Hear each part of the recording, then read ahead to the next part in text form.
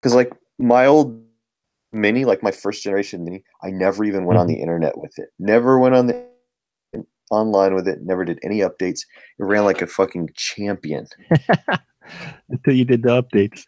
Uh, Oh no, I never did. oh, you never. I got a new one. I got a new Mini because it wouldn't the old one, my old Final Cut wouldn't edit HD, Oh, and sure. all my new camera shot HD, so I had to get I got a new computer that could handle HD. It just had like a really old processor, and you could actually like get into that first Mini too.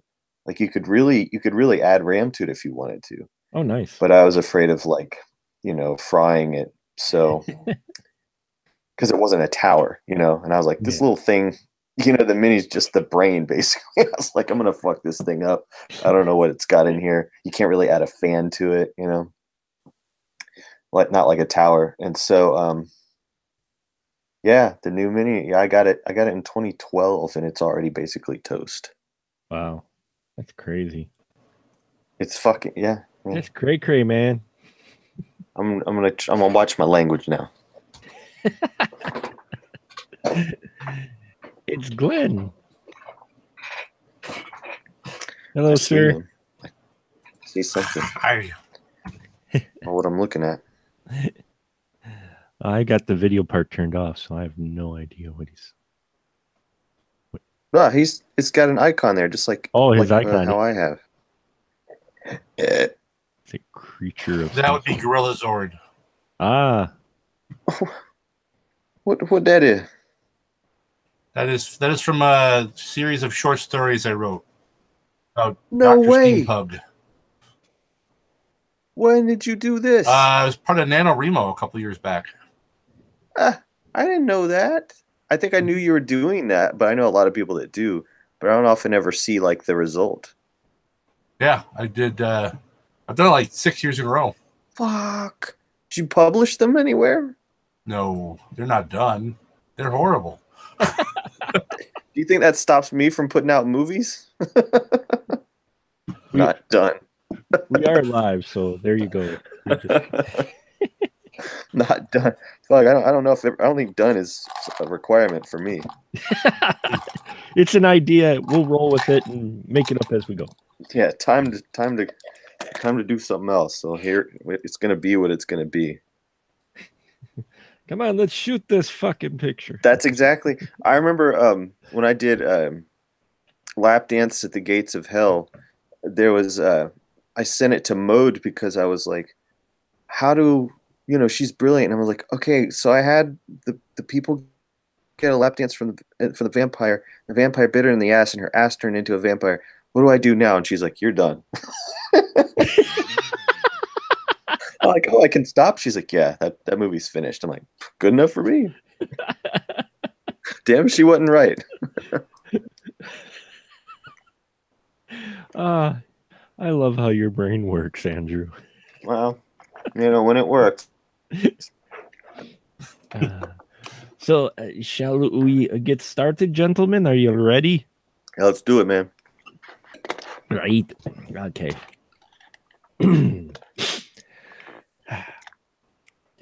And here we are tromping through Godzilla Month in the spoiler room. And last week we talked about that American Godzilla film. And as such, I realized last week as well, I hadn't quite planned on it, that all the films I'm talking about in Godzilla Month are Godzilla films that actually were released in the US. And tonight's Godzilla film is no different. We are talking Godzilla 2000. And I've got a great group of crew members with me tonight to talk about this film.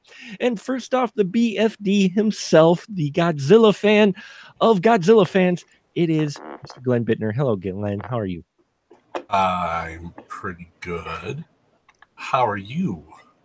I'm doing well. I'm sans my notes here, so I'm going to be flying by wire here on my brain. But so Now, did you also watch the Raymond Burr version of this one? Wait, there was no Raymond. No, you can't get me. You can't get me this time. I looked it up. Damn it! There was not a Raymond Burr cut of this one, which unless he was one of the skeletons. I don't know. No, it was just a guy named Raymond that was really cold. He just went around going brr, brr. And those sweet pipes that you heard, yes, ladies and gentlemen, it is the lovely Andrew Shearer here with us tonight as well. Hello, Andrew. Welcome back. Hey, man, it's lovely to be lovely, and this whole thing happened by accident. So, but I did watch this movie as a result. So sweet. I thought when we were signing up for him, I was like, Godzilla 2000. That's the one with Matthew Broderick. I'm there. I love that movie. Oh. And then they're like, tonight we're talking about the 98 Godzilla with Matthew Broderick. I'm like, whoops. I was like, what is Godzilla 2000? Well, I'm like, hey, I'll watch it. I did. So here I am. Awesome. Well, we are glad you joined us and braved this film and decided to watch it and talk about it with us. Because, yes, it is another film that launches yet again a new era of Godzilla films, just like Godzilla 85 did, or AKA The Return of Godzilla launched a era of films. This one started another one because, and this is a spoiler, folks, so yes, the spoiler room, in the previous Godzilla from 1995, Godzilla versus Destroya, I think it was, that Godzilla died. But in the end credits, I think it was, or whatever, you saw a silhouette of another Godzilla. And that is the one that shows up here in Godzilla 2000. Glenn, you remember when Godzilla 2000 hit America? Yeah, it was in 2000, I think. Well, yeah. Did you see it at the theater? I did not. Well, not then. I've seen it at the theater since then, but I did not see it when it was released. You did not. But do you remember your thoughts or your feelings when you first saw this film?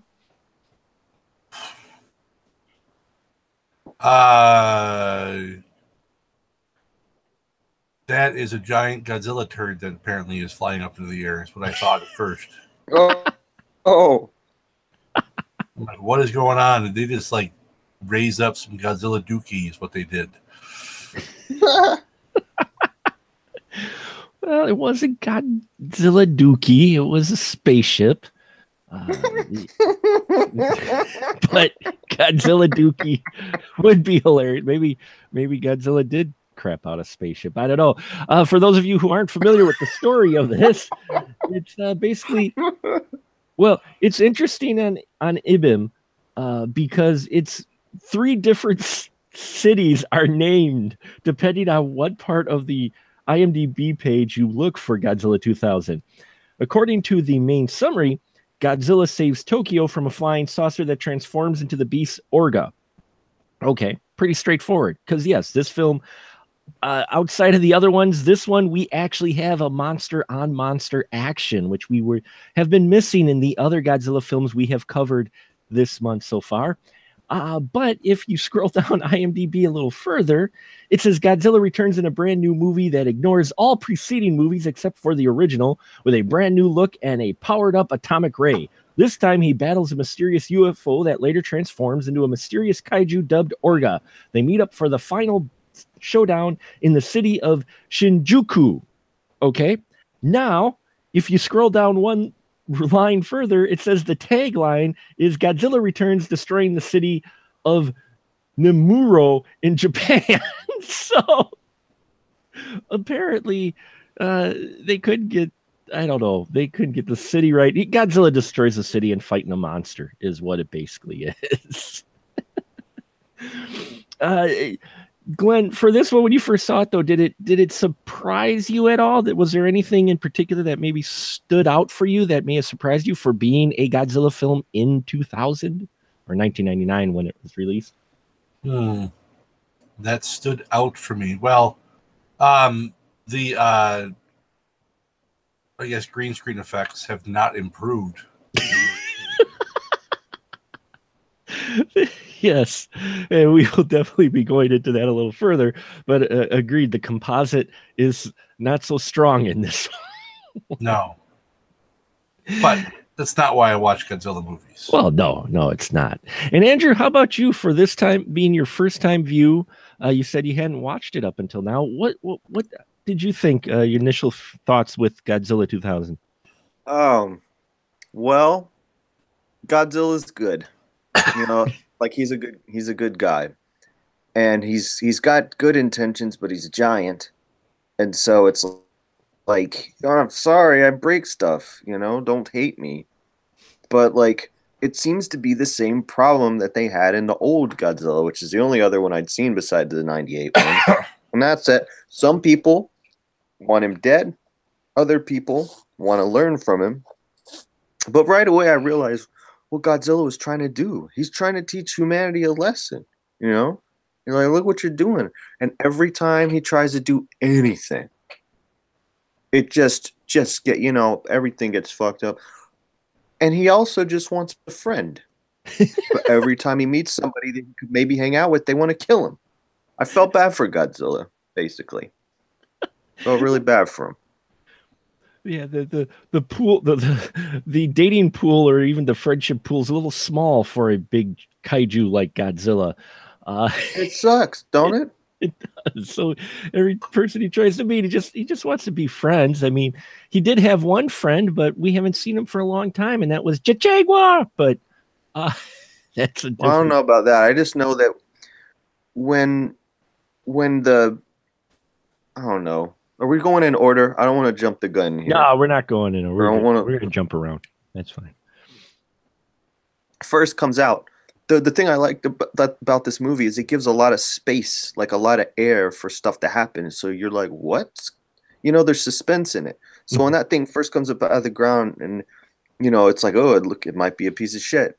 And then it's flying around. Like, a flying piece of shit, millions of years old. Well, it could be Godzilla's shit. But then he looks at it when he first comes face to face with it. And remember, there's this part. Yeah. And they just stare at each other. And he looks at it like, you a piece of my shit? No. My shit doesn't float. It sinks to the bottom of the ocean. Hey, you're a monster. Are you good? You want to be my friend, maybe? And then what does it do? Shoots him. Fucking the worst life of Godzilla. Shoots him dead in the chest. That's after those pesky humans are shooting, shooting him with tanks and such. That's right. That's after that. Everything is shooting Godzilla. Give me a break. Can't we all just get along with Godzilla and let him? Well, I mean, it's our fault. Well, actually, America's fault, I guess. Which everything is, but still, it's like I don't even ask to be here, so just stop fucking with me. Yeah, it's horrible. It is, and the main gist of this film, folks, we will be jumping around a bit, is just because it mainly is a big monster fight. We do have human characters, though, we're introduced in the beginning, but what's interesting and a little bit different than the other films is that there's many people that have pretty much embraced Godzilla, and Godzilla is just another natural occurrence, it almost felt like. Glenn, did you notice a difference in the beginning of this film, how they handled Godzilla versus, say, the beginning of some of the previous Godzilla films we've watched this month? I don't know. There's water again. There's boats. It's always the recurring theme. But did the people in the movie, I mean, because in the past one, they kind of either not ignored him or he was just, whatever. But this seems like Godzilla's been active for a while. Oh, yeah. Yeah. I mean, you've got what are they called? The Godzilla monitoring group or whatever they are. Prediction Network. Prediction Network, yes. Prediction Network, which sounds like something that like Dionne Warwick would be in charge of. But but yeah, no, yeah, you've got that going on, and it's interesting. I mean, and you've got the rivalry between them and that other guy. The ultimate villain in this, yes. Yeah. We have this father-daughter team who are part of the Godzilla network, and they have some history with the secretary of Godzilla Defense, if you will. Tokyo has been attacked by so many monsters, they created a crisis crisis department, basically, that handles stuff like big monster attacks. And so we have our we have the father and daughter team who are trying to study Godzilla, and they think we can learn a lot from him. And then you have this guy, was it Katagiri, I think it was. Um, He's an asshole. We can call him that. yeah, the asshole who just wants to kill Godzilla in many ways, and has come up with many ways to try to kill him. Yep, that is him, was Katagiri. And yeah, of course they're butting heads. So again, we have a theme of like we had in the original Godzilla, is that we have the study versus destroy argument in this. So here it is in 2000, like what, 46 years later, and we still have the same theme and the same argument in this film about man versus science, a beast, and should we destroy or should we study that which we don't understand. Andrew, does it surprise you that this theme still carries on like 20 films later? I mean, I stuff like this never changes, man. I mean, if it was to happen right now, it would be the same thing, you know? But what's neat about this is like how modern they made it. I mean, I know it's 2000, but like, you get like the Twister vibe from this guy and his kid going around in their little truck and stuff. Mm-hmm. And so it's neat. You're almost like, well, if Godzilla was a thing now, this is exactly the way it would be. Instead of like a bunch of bureaucratic stuff, and a bunch of people in suits and the government trying to decide in boardrooms, now they're out like, everybody's like outdoors and trying to do stuff. You know what I mean? So this, I don't know, you get to side with this ragtag group, and it has a little Jurassic Parkiness to it too. Yeah, it does, with the way their instruments, all the little special instruments they have, and you got the dad and the little girl, and a tag along. We have a reporter who, again, reporters in Japan just can't cut a break when it comes to covering Godzilla, because we have another reporter who gets pictures of Godzilla. They aren't the best because of radiation, so she can't publish her story, just like a reporter in a previous Godzilla film, or many. They just can't publish the story. But it's not because people don't believe in Godzilla. Godzilla is pretty much embedded in their culture now, and they're just like, just like an earthquake or whatnot with this, And so this first act is exploring them. Though I will say I was surprised. We get a lot of Godzilla in the first chunk of this film. A lot of Godzilla action up until the spaceship shows up, which Katagiri rose from the ocean because they thought they could get energy from it, and they didn't realize it was a spaceship. So let's talk about Katagiri, the asshole. This guy, and like I said, folks, we were going to jump around a bit, but we got to talk about this guy. First off, Glenn, the dubbing in this film is just crazy, but what'd you think of Katagiri, and especially the voice they picked for him? The voice? Yeah. I mean, he was like, well, yeah, but I mean, it's dubbed. There's always a voice like that in dubbing. Sure. So, I mean, it didn't stand out to me just because I'm so used to dubbed movies having those types of voices. Yeah. It did fit his character, though, I think. Oh, sure. But what'd you think of our asshole character and his determination to destroy Godzilla? Oh, he's the Ahab of the movie. Mm-hmm.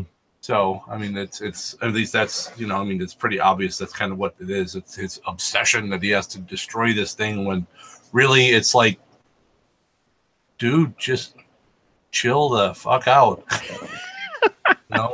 Sit down, have some tea, watch a movie. You're a little crazed on this whole Godzilla thing. I mean, did he dump you back in high school? He might have. You never know. Godzilla did get around. Godzilla has gotten around quite a bit. He has. Andrew, what'd you think of Katagiri, and also the voice that they picked for him? Was it fitting for him? I was distracted by that voice, man. He was like so self-assured. It matched his face because I can only recall him making two emotions other than just whatever. I'm doing this. Don't try to stop me. I don't care if anyone dies. I ordered no mustard. The guy is just sort of, there's expressionless. He's like got no feeling whatsoever. But what I loved is that there's a backstory with him and the guy that works for him in the lab. I can't remember his name. I think it's Miyasaka. Yeah, Miyasaka. And then you got Shinoda, the dad. Mm-hmm. They all went to school together, and but they came out with different ideologies, and some of them turned into assholes, and some of them are dedicated to science, and others are corrupt. But it didn't like spell everything out and like spend a lot of time on that. So I found it intriguing, but his voice, a little much, had no personality to it. But I mean, his face did the same thing. There was like two expressions he had, or three: deadpan, and then that look he gives homie when he runs up to him and like, "Don't push the button," remember? And he like, oh yeah, his eyes open a little more, and then of course the classic face as he screams Godzilla before he gets his ass handed to him. he gets some of the best lines though. Like, was it the one line was, "Looks like the Godzilla production network is dead. Tell me where to send the flowers." Oh, that was rough, man. Looks Yeah. like. And then later I'll be sending more flowers. Didn't even give a fuck. His friend's getting ready to die because of him. God, Yeah. ugh.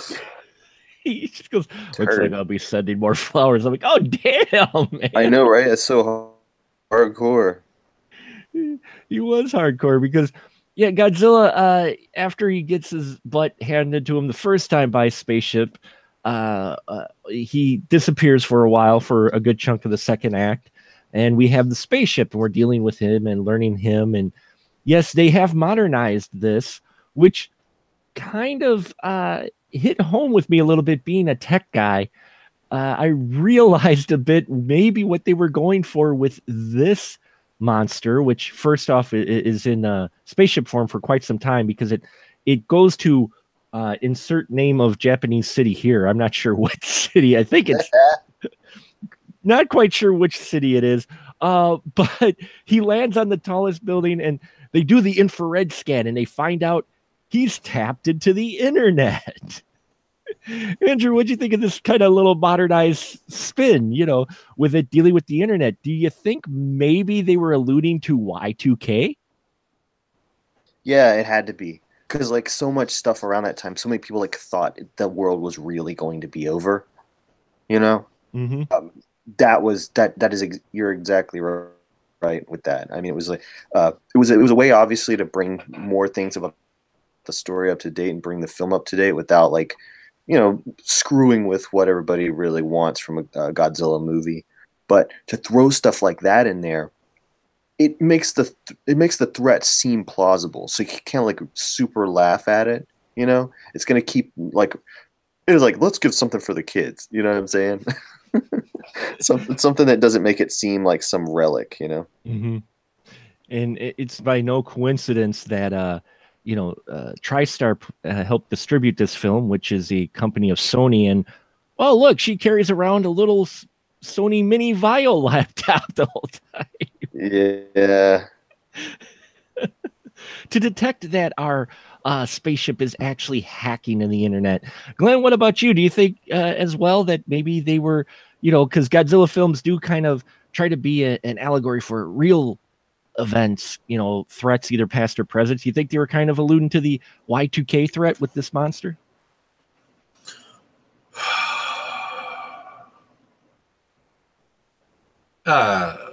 Maybe.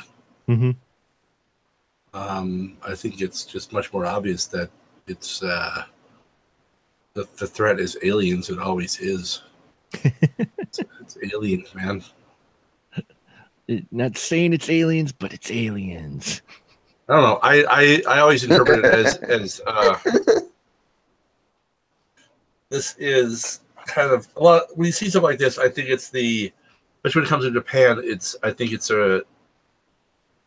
Godzilla's, the ultimate, Japanese creation. They created Godzilla, and you have this outside invader, which is always a thing whenever Godzilla shows up. It's some other thing that's threatening Japan, and he comes and defends them. And I think this might even be the influence of non-Japanese things on Japanese culture, and Godzilla's come to lay the smackdown.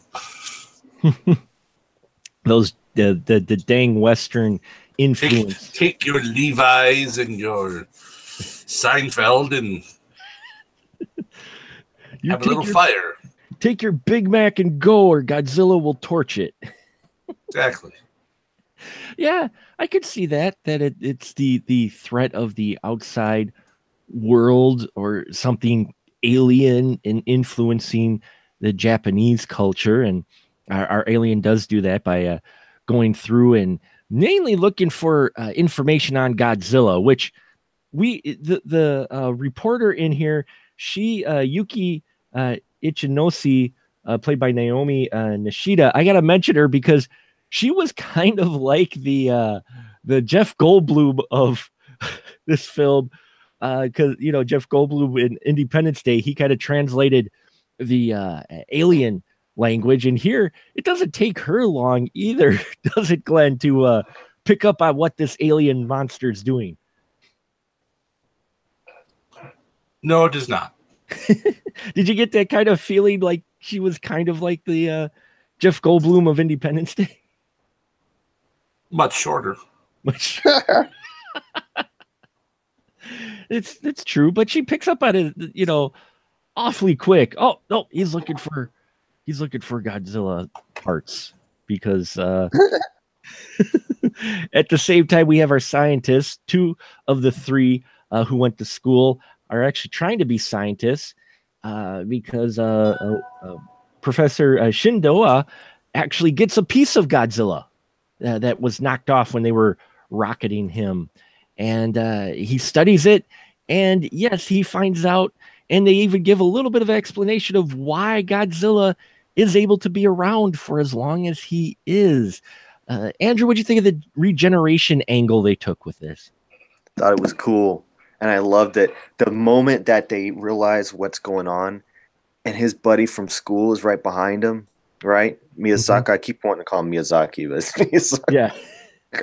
Maybe that was some kind of like unintentional tribute. He goes like, he's like, you discovered it. You should name it. And this look on his face, like, I discovered it. What a cool moment that was between the two of them. That was really great. Of course, if Katagiri had been there, he'd been like, he would have farted and just shot them both. I'm glad I thought of this regeneration. Bunch of nerds. But I thought it was fantastic. It was really cool because later we really get to see what it does. Mm-hmm. Amazing. Like that for me. Like this movie there's funny parts in it. Like I laughed out loud at some of the dialogue, but it's the last half hour of this movie that makes it worth the first whatever. Yeah, it does. It really finishes, I think, strong. It takes it slows down a little bit in the middle, but yeah, it does finish strong in this. And you're right about the humorous parts in here. Glenn, how about you with the regeneration?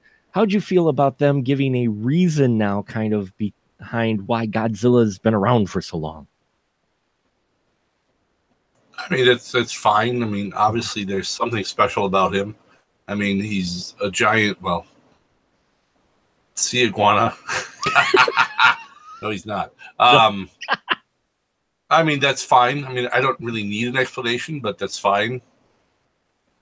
But it didn't take away anything from Godzilla from getting an explanation. Like, sometimes we get with some of these films where they got to give a reason why the being is the way they are. I think it's explaining things you don't need explaining, but sure. I didn't go, why the hell did you do that? I didn't need to know this. It's just whatever. My favorite joke they made was they were like, an alien from outer space. That's almost too fantastic to believe. And someone goes, yeah, but Godzilla's perfectly plausible. little self-aware, but not too bad. Well, No, it's not too bad, but I'm glad you brought up the humor though, because the dubbing in this, as we've mentioned, is pretty wild. And there's two quotes in here in particular that just stood out for me when I first saw this. Now, just to backtrack a little, I did see this in the theater when it came out. It actually came out here in Stevens Point. I couldn't believe it.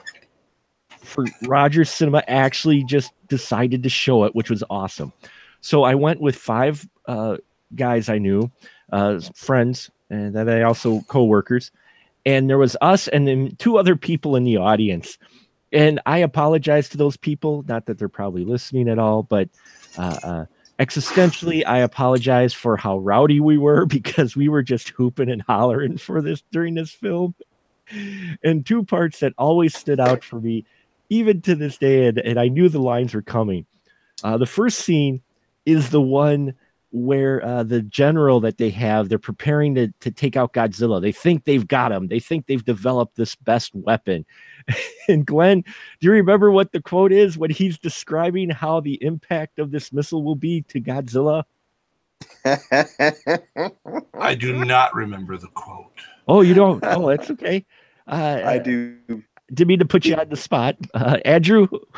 Well, actually, Glenn, like he kind of like alluded to it, maybe not knowing by being the first one to say to compare that spaceship to a turd, because he says like crap through a goose. Oh yes. And it's crap. You can imagine them doing several takes of that. No, it's not crap, it's crap. Well, yeah, because they use such heavy Mr. Gruff sound for the general, and yeah, when I heard that line, when we heard that line in the theater, we just busted out laughing. It's like, this missile will go through Godzilla like crap through a goose. But it's also, that's not the expression. It's shit through a goose. Everyone knows that. Yeah. So all his team would have laughed at him because, in the military, they don't use any bad language. So no, never. But still, this will go through Godzilla like Pucky through a monkey. What? Just say shit. We're all grown up here. Yeah, and so there was that one, which of course the missiles, they hurt Godzilla, but they do not go through him like crap through a goose. They knock off some of his scales, but Godzilla, he's like, this is human made. Come on, human can't do shit. Did anybody think? I was gonna say, does anybody think like one where they rigged to blow up the Flight of the Navigator ship? Yes. Did anyone think that was going to do anything to it? Like, raise your hand if you're like, oh, yeah, they're going to blow it up. No. Godzilla always has this look on his face when they try to, shoot him or do missiles at him or whatever. He always has this look on his face like, damn, when y'all going to realize you cannot kill me? Just stop it. It's this constant. Really? Exactly. I'm glad you guys. I'm glad I'm not crazy. He just always has this look on his face like, come on, y'all. Me. If Godzilla were me, every time they shoot him, he'd just be like, man, who wants Glenn's dub of Godzilla? That would be the best. Take out all the like, the shriek or whatever, or the roars, and just that would be such a good cut for somebody to do. I would love that. Well, it makes sense though that they would keep trying stuff because they're always surprised when Godzilla shows up, right? Yeah. Like, nobody hear him coming. There's just an explosion, then he shows up. Right. All this time, y'all don't know when Godzilla's coming. That's why you deserve to have your shit all blown up all the time and all your cities constantly destroyed by him. You should know by now. You know when it's gonna rain. You know when a giant monster's gonna come. So like, don't act like, oh God, get our shit together. They don't care, and they're all like, they all want to stay where they are. Like there doesn't seem to be a huge panic about him. It's like, crap, Godzilla again. Okay. Yeah. No, and they actually address that like later because shithead doesn't even want to move. He's like, "This is the closest I've ever been to Oh God, that's craps on a goose." Yeah. it, uh, He almost acted like he wanted to make out with him a little. Like I think there was yeah, some attraction there. What do yeah. you think? Go ahead. I was saying, what do you think, Glenn? You think he was kind of in love with him a little bit? That's why he wanted to destroy him because he knew he couldn't have him. Well, like I said, I mean, they dated, so Yeah, yeah, this is not new territory. no, We'll talk about that final scene, but the other scene though that I'm trying to figure out if there is a Japanese translation or what. The other scene is from a reporter in a building when the spaceship flies over. And he says a phrase that I didn't think I'd hear in a movie set in 1999, 2000. He says, "Great Caesar's ghost." oh God, wouldn't it be Yep. great if Caesar's ghost showed up? What? Sick of y'all.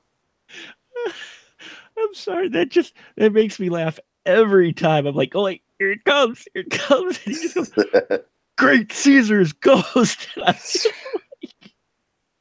I'm like, It's okay to say holy shit. We're all grown here. well, Quit it with this. I'm trying to just think of the guys writing the dubbing for this. You know, it's like, what did the guy just say something they couldn't translate? So I honestly, man, I think they were thinking little kids would watch this. mm-hmm. And I know they do because I had a little cousin that would loved Godzilla and dinosaurs and stuff. He was like 8. Yeah, So they don't want to do anything that he couldn't repeat at school. yeah, that's true. I mean, you do have the young daughter who Yep. is, you know, a main character. Is She's it EO or IO? Io. EO? IO? Io. No, Io. I think. Oh, it might EO? be. I am horrible with Well, pronunciations. I have Michael Jackson Disney fan there. Yeah. First name Captain. Yeah, first name Captain. So we have this where they tried to take out Godzilla and then he disappears. And so second act is all about the spaceship and what nasty things it's doing. But Godzilla wakes up and he shows up in town and he's like, "Who put all these damn buildings in front of me? I want to go walk and look at the nifty spaceship."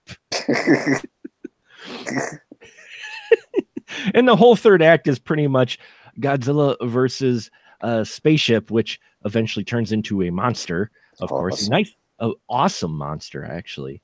Glenn, what did you think of the design of the monster and of Godzilla in this in general?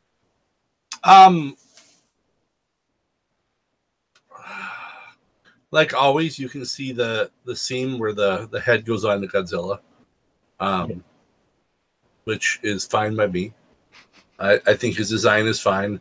He's still got, you know, he's got his typical, as Andrew said, that expression on his face of always the Jesus, really, people, really, how many times, how many? Look at this. I'll just eat a missile. Maybe they'll learn. I'll just take a missile and I'll just write down my nope. Still, you're gonna try to shoot me with a tank. Great. Okay, this is gonna work somehow. So yeah, I mean, Godzilla is, you know, it's the Godzilla I want. I know. Andrew said how he loves the '98 version, and I am not a fan, particularly of the look of Godzilla in that one. Though it doesn't like really bother me, but it's just it's too emotionless. Mm-hmm. Well, he was not a hero. He was not really a character. He was a monster. So he don't really need to be, you know, in that one, right? Yeah. Like he wasn't really good. So why bother? They wrote him like a monster. So, you know. Well, in this one, he's more of a person, a character who's annoyed. Oh yeah, totally. People shooting him. Well, plus he's like, didn't I clear this path last time? Why y'all put this train station here? Yeah. And whose house is this all of a sudden? Can't be too attached to it. It's only been here a few months. And the Sorry, wire. kick. Why are there always wires? I know. And his worst nightmare when they use the wires against him. He's like, I thought I... See? If you guys would have left them on the ground or thrown them away like I tried to get y'all to do, Wouldn't be grabbing my arms and fucking me up. Yeah, because the Nobody spaceship. listens to Godzilla. No one ever listens to Godzilla because the Yeah. spaceship pipes into the network, which I thought was an interesting twist. Or he pipes into the actual power cables and use those to knock Godzilla over. Mhm. Yeah. Oh yeah. By this point, Godzilla is very much. He's that dad who is the. Really, you left your erector set out again? That's it, and just kicking it everywhere. That's it. I'm done. I'm done. What is this? Forget it. I know, he looked at the wires. He's like, "What the heck?" Tokyo, you're grounded. We get his atomic blast, which we find out is a lot more, probably his strongest or one of his strongest to power atomic blasts now, and he destroys he thinks he destroys the spaceship, but the spaceship throws down a building on top of him. Yeah. And then steals his DNA and becomes this huge Ninja Turtle. That was amazing, dude. That was. What'd you think about that monster he's got to fight this time, Andrew, where it's kind of a mutant Zilla? Yeah. Well, I wasn't sure where it was going because at first it turns into this like really, really, really like unfinished CGI like jellyfish thing. Yeah. And I'm like, no, don't. It's supposed to be two dudes or people in suits punching each other and bringing stuff. You can't have one of them be CG. This isn't gonna. I was worried. I was like, why would Mark do this to me? But then, yeah, it starts to mutate, and he becomes like three different monsters. So really, it was so ultimate what he did. And I don't know if Godzilla does this at the end of like how pimp he is with his solutions on how to get rid of these monsters. But fucking A, I was like, I'm about to cheer about what he's doing. Because Godzilla, this great part where he just like stands there and they look at each other. There's this air in the movie where it's so different from American films, the way that the action scenes are, especially now, where everything just every 2 seconds the shot has to change and the camera has to fly around and go up their ass and out their eyeball. In this, he just stands there like, all right, do something. And the monster's like, I am going to do something. Just wait, man. Watch all that mutate. I'm going to fuck you up. And he's like, okay, cool. And he just like, you know what I'm saying? He watches him do stuff. Godzilla's thinking of what he's going to do. I'm like, I can't believe this movie's doing this right now. It's a real showdown. There's some like shit going on. And I didn't know what was going to happen. And Godzilla lets this thing mutate into a giant mouth that's big enough to swallow him. And Godzilla lets him get it around his head. And I'm like, Godzilla, what are you doing, man? I knew you got a way out of this. Then Godzilla's like, just watch, dude. Watch what I do. And then he's like, bzzz, powers up his nuclear shit and blows the living dog shit out of the back of this thing. It was such a gangster move. And he's like, that's right. And then Godzilla just watches him crumble. He's like, fuck you. I was like, that's the best. I don't know if that happens at the end of all of his movies, but that had to be. This guy wanted to be one of the best monster scenes I ever seen right there. The monster scenes are really directed well, even though there is some issues, with the pacing and the middle part when the dealing with the humans. When you get to this monster final act fight, man, it is badass. And yeah, that is just the way he finishes him. It's like, dude, it was great, wasn't it? It's just so badass. Glenn, how'd you feel about this final fight and basically how it was handled?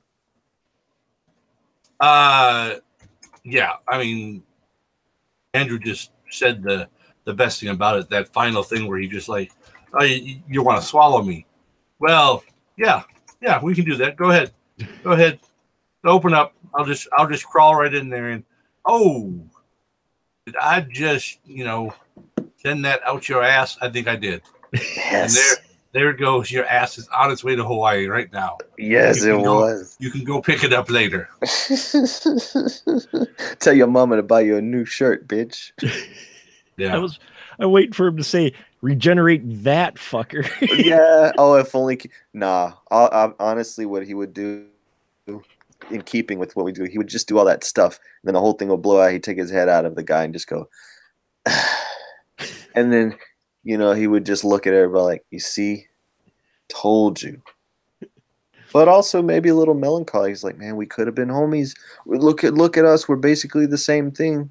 We could have hung out, but look what you did. You suck. Started as a turd and just turned into a bigger one, and you died the death of a turd." That he did. That he did. And yeah, you're right about the way this was shot. And actually, this one was shot. I was looking up a little trivia on it. Not much trivia on this, but this is apparently the first Godzilla film since Terror of Mechagodzilla, which was 1975.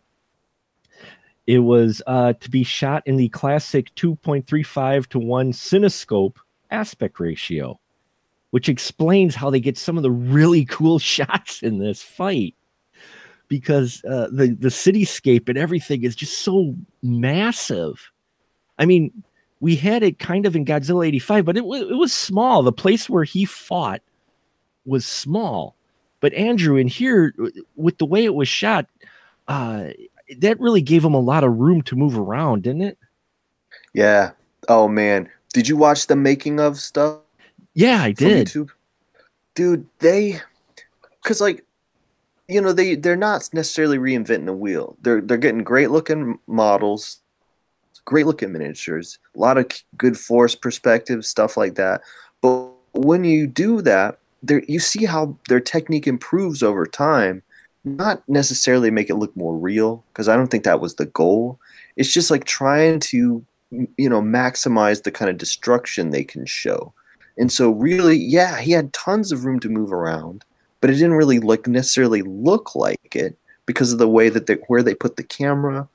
I thought so many great things, and also using puppets sometimes, which I didn't realize, to make him do moves that the person in the suit, there's not a whole lot of bending it can do. But I also was shocked at how the guy really can whip that tail around. The person that's inside the suit, he really broke stuff with that tail. It's fantastic. Yeah, and it's fun watching those behind the scene things and realize that, what it looks like in real time, and then, them slowing it down so it looks better in the movie. I think people sometimes don't realize that with some of that stuff. To make it look better, they actually slow it down. And yeah, I love the behind the scenes stuff and watching them whip that tail around. Whip my tail back and forth. I whip my tail back and forth.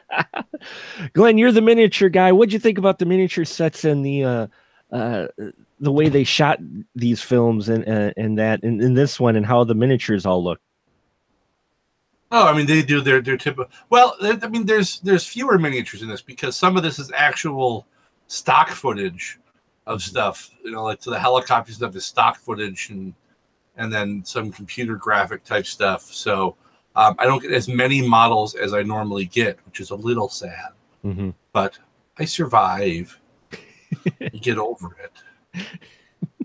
I mean, my big thing is I want the guy in the suit, and I had the guy in the suit, so that's still pretty good. Yeah, and the suit was I liked the suit in this one quite a bit. Both monster suits. I couldn't believe how big the with that behind the scenes stuff. I'm glad you shared that, Andrew, because I couldn't believe how big the actual suit for the alien monster was. It's like, wow, damn. They weren't using smaller scale Godzilla or monster at all. That sucker was pretty large. But yes, we get Godzilla dispatching him at the end, but Godzilla's not done. And we've alluded to it a little bit here and there, but we're going to cover it just because I think it's awesome. We get Godzilla. He's like, oh yeah, I got some unfinished business. And he walks over to our main asshole. And Andrew, what happens here as Godzilla walks up to our main asshole? Well, you're like wondering what's up because, Godzilla, obviously giant monster. He doesn't know people. Like, I don't know if he really knows people in the other ones, but how's he going to make friends with a person? How's he going to know, like, one screaming little thing from this other screaming little thing? He doesn't have time. I don't think he deals with human beings. He doesn't have the best, like, opinion of them, And so, like, the whole time this battle is going on, these two monsters duking out in the sea, whatever. Did these people evacuate? Nah, they're scientists, man. They wanted a front row seat, even if it ends up they're dead. They're all like in awe of what they're seeing, and so like, you know, shithead, he can't help but be like transfixed. But you know, it's a weird moment, and I don't know how you guys felt about this, but I was like, I think he wanted to be smoked by Godzilla. You know, I don't. I think he wanted to be killed. I think he did because he could not kill Godzilla, and he knew he was never going to be able to destroy Godzilla. It was almost like Harry Kiri or whatever. What is it? Yeah. Yeah. It was almost like that. He was like you know, where they're beheaded by their enemies or whatever. You know what I'm saying? Like it was just like this thing. All right, you me, so you know, just he take gives me out out. that last. He gives out that last Godzilla. And that He look on screams his face. Godzilla. Yeah, and then the Blue Oyster Cult, and then he just flat out Godzilla just swipes the side of the building. Everybody else fucked up. They're like, okay, that's enough, dude. I mean, and his buddies were actually upset about him dying. Yeah. You know, they're like, don't do it, man, don't do it.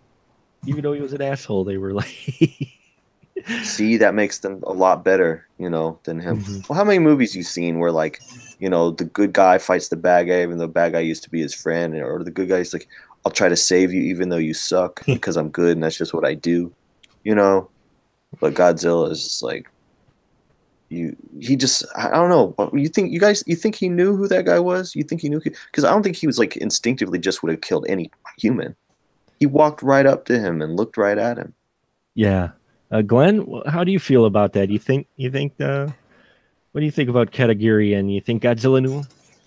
I don't know if he, well, I mean, they may have played it out that way. I'm just looking at more as the Godzilla's done. He's like, hey, you know what could help? Maybe, you know, during all this is, you like to shoot guns at me.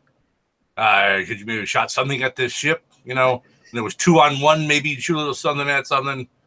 I don't know, maybe help out. But no, just stand there and record it. Yeah, that's what you want. Just, what do you sit there with your iPhones? Is that what you're doing when they get invented? You're going to stand there with your iPhones and record me fighting. And you realize the thing almost ate me, right? I mean, that was my plan. But still, you didn't know that. You didn't know what I was planning. And you just watched. And it's kind of a dick move. You're kind of a dick. And look at that. Now I'm walking over here, and you just stand there staring at me, and you're yelling my name like you know me. You don't know me. Oh, yeah. And he just swats him like a fly, like, oh, yeah. Fuck you. Yeah, exactly.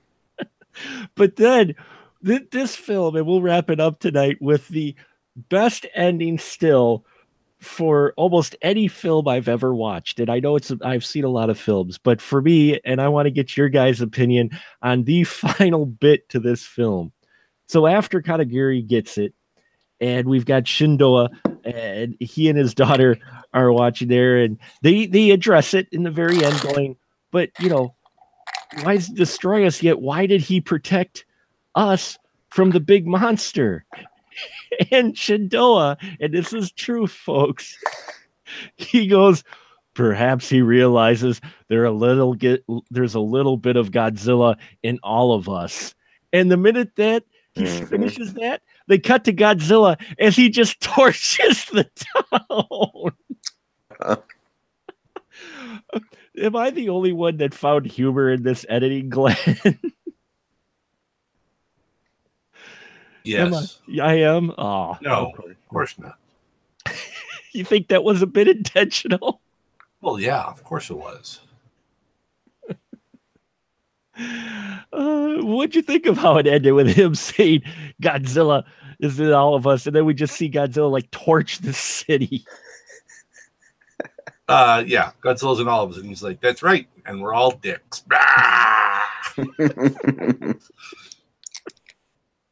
Good. I'm glad I'm not the only one that finds humor in it, because I'm just like, oh, that was intentional. Because Godzilla just doesn't walk away. We've seen that in some of the other films. Okay, he's defeated the other monster. Now he's going to go back into the ocean. But Andrew, he doesn't in this, does he? No, man. And they deserve a lot worse than what he did too. Because he was like, walk away, and they're like, they have their little sentimental thing or whatever. They like to think more of themselves than what they are. Godzilla's like, and another thing, blow. That was for the crowd because, I talk about like slasher movies, right? Nobody gives a shit about the human. Not really. All they want to see is they want to see their killer, who's the hero, just chop people up. And I mentioned it when I was talking about my expectations of the Godzilla '98. What did I go in to see? I just want to see him tear stuff up, just those things, roar and destroy things. That's all I wanted. I didn't care who was in it. I'm just waiting. You know what I'm saying? And I'll wait. I'm patient. It wouldn't be a special if it happens the whole time.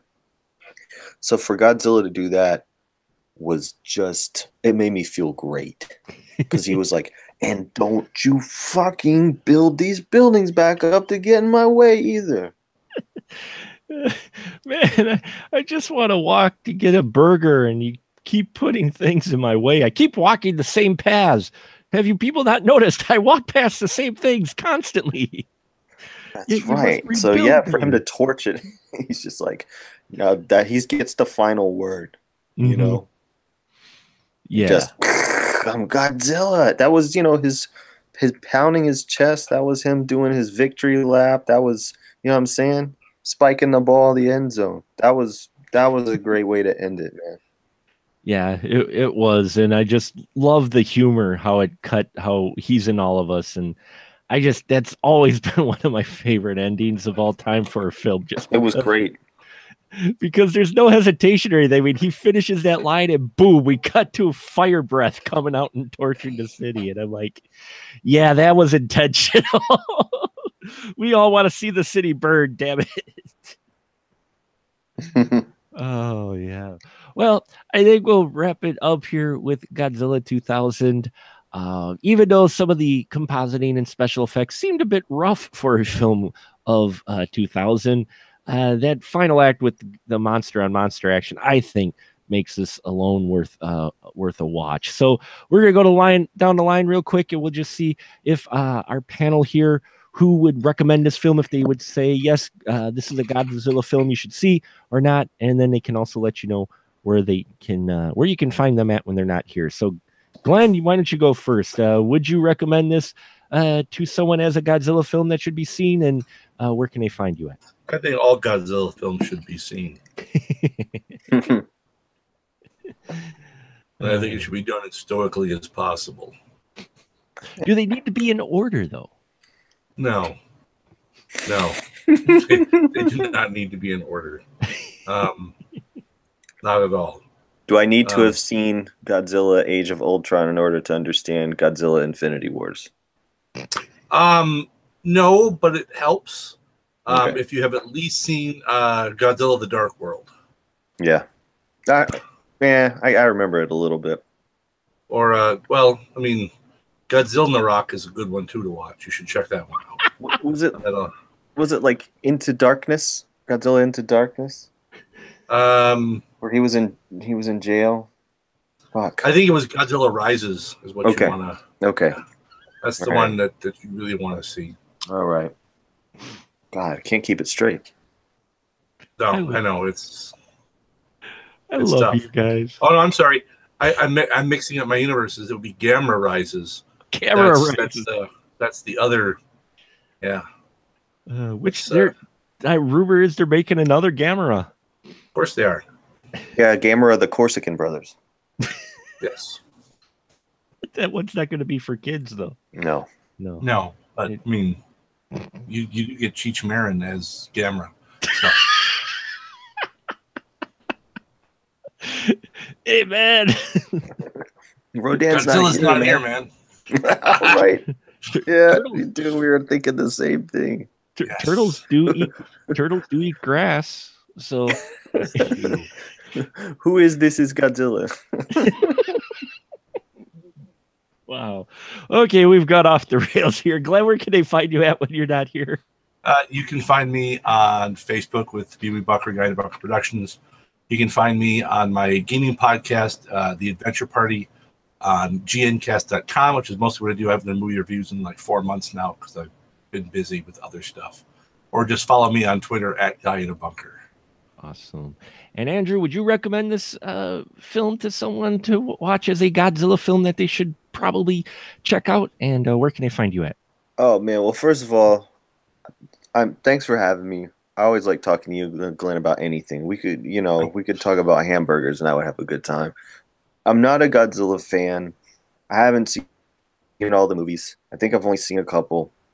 But I picked it up like nothing and I enjoyed it. And so if you've never seen a Godzilla movie and you're wondering like which one should I watch? Hey, put on this one. I can't speak for the other ones, but I had a great time watching it. I think it was really good. Um, and My friends and I here in Athens, Georgia, make movies together, and we're called Gonzorific. And you can watch our stuff on Amazon Prime by going to amazon.com/V as in vagina /GONZORIFFIC. Got a lot of movies for you to watch, man. Get started.